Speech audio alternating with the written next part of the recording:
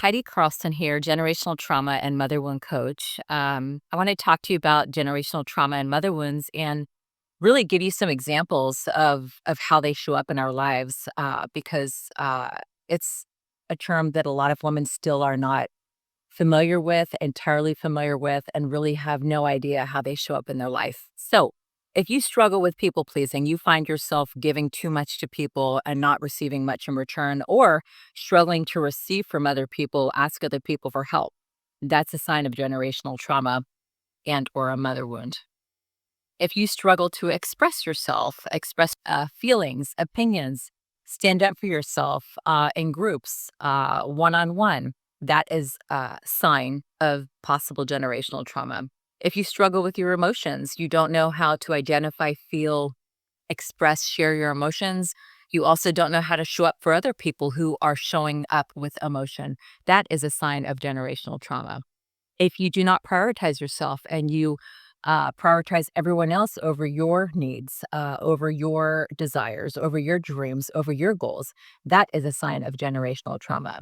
If in your job and career you really want to get promoted, you feel like you deserve it and you should have it, but you're not doing anything to achieve it, you're not speaking up for yourself, you're not scheduling a meeting with your boss, you're not kind of demanding attention that you deserve that position, that is a sign of generational trauma. When you suppress yourself in any way, shape, or form, feelings, verbally, physically, that is a sign of generational trauma.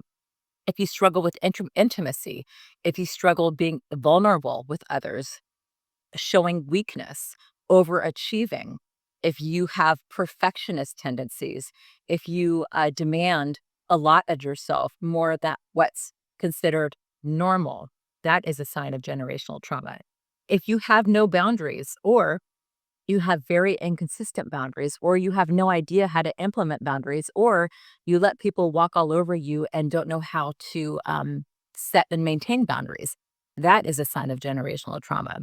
If you have repeat struggle in your intimate relationships or your friendships or relationships in general, that is a big sign of generational trauma. If you have trouble trusting others, relying on others, believing others, if you fear abandonment, you feel people are going to leave you, you feel you're going to be left alone, if you are too involved in someone else's business where you're just enmeshed and um, you need to know everything about them all the time, that is a sign of generational trauma.